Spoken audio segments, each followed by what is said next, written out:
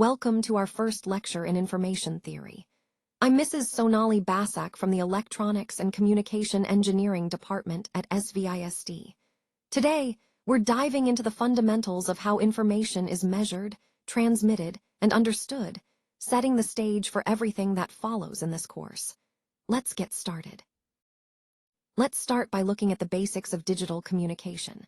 This block diagram breaks down the key parts, from the source of information, through encoding and transmission, all the way to decoding and receiving. It's a simple map of how data travels and gets understood. At the heart of it all is information theory, the foundation that helps us measure, compress, and reliably send data across any channel.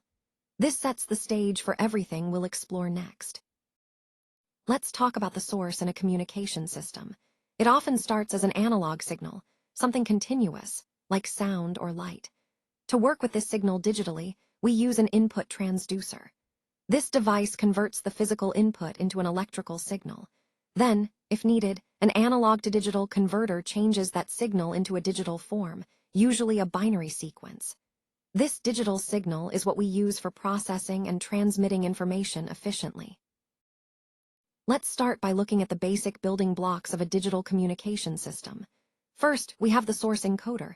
Its job is to squeeze the data down to the smallest size possible. It removes any unnecessary bits, making sure we use bandwidth efficiently. Then comes the channel encoder. This part adds extra bits, not to waste space, but to protect the data. These bits help detect and correct errors that might happen during transmission, thanks to noise in the channel. Together, these steps form the foundation of information theory in communication. Let's talk about the digital modulator. This is where the digital signal meets the carrier wave. The digital sequence gets converted into an analog signal, making it ready to travel through the channel. The channel itself is the pathway, carrying that analog signal from the transmitter all the way to the receiver. At the receiver end, the digital demodulator takes over. It converts the analog signal back into digital form and reconstructs the original information. This process is fundamental to how information moves reliably across distances. Now let's look at the channel decoder. After it detects the sequence, it steps in to correct any errors that might have crept in during transmission. It does this by using extra, redundant bits. These bits help fix distortions and recover the original signal completely. Then, the source decoder takes over. It digitizes the corrected signal again through sampling and quantizing, ensuring we get a pure digital output without losing any information. This process is key to faithfully recreating the original source. Now, let's talk about the output transducer. This device takes the electrical signal and converts it back into the original physical form, the same kind of signal that went into the transmitter at the start. For example, a loudspeaker turns electrical signals into sound waves we can hear. The output signal is what you get after the entire process is complete, the final result of all the transmission and conversion. This is a key concept in understanding how information travels from one place to another.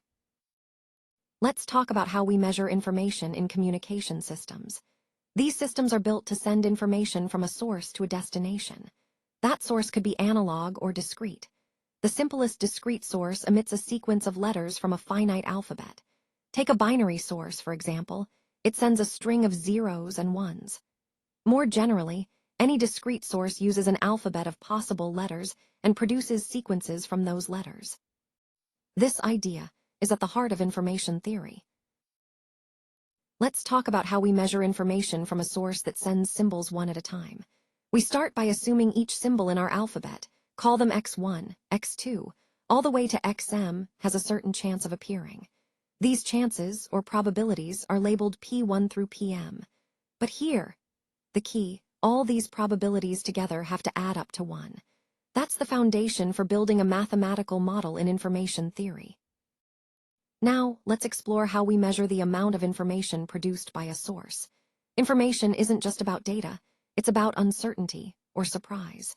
When a source emits a symbol, say xk, it does so with a certain probability, pk. The key idea is that the less likely an event, the more information it carries when it happens. So the amount of information gained depends directly on how surprising that event is. This concept is at the heart of information theory. Let's talk about average information, or what's often called entropy in information theory. It's a way to measure the uncertainty or surprise in a message. The more unpredictable the message, the higher its entropy. Think of it as the average amount of information each symbol carries. This concept helps us understand how efficiently we can encode or compress data by capturing just how much new information is really being shared. It's a fundamental idea for everything from data compression to communication systems. A brief transitional moment here as we move between sections of the presentation. Let's continue forward to the next topic, which we'll explore in more depth. Let's talk about average information, also known as entropy, in information theory. It's a way to measure uncertainty or surprise in a message. The more unpredictable the message, the higher the entropy. Think of it as the average amount of information you get when you receive a signal. This concept helps us understand how efficiently we can encode and transmit data by capturing how much new information each message carries on average. Let's talk about entropy in the context of a source emitting symbols.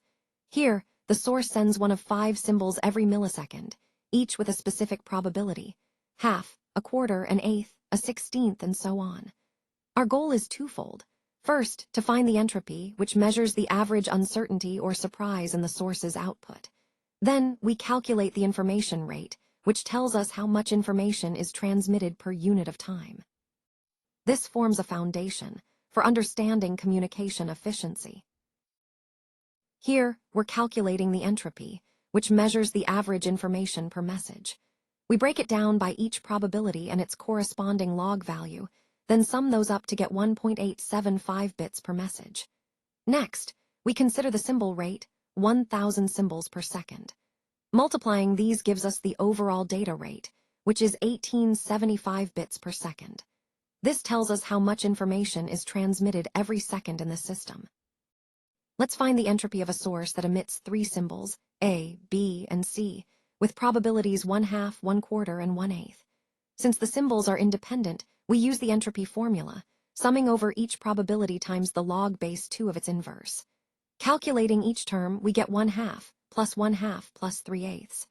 Adding those up, the entropy is 1.375 bits per symbol. That's our measure of uncertainty for this source. Let's find the entropy of a message signal with 4 given probabilities. Entropy measures the average uncertainty or information content per symbol. Using the formula, we multiply each probability by the log base 2 of its inverse. Calculating this for each probability and summing them up, we get an entropy of about 1.21 bits per symbol. This tells us how much information, on average, each message conveys.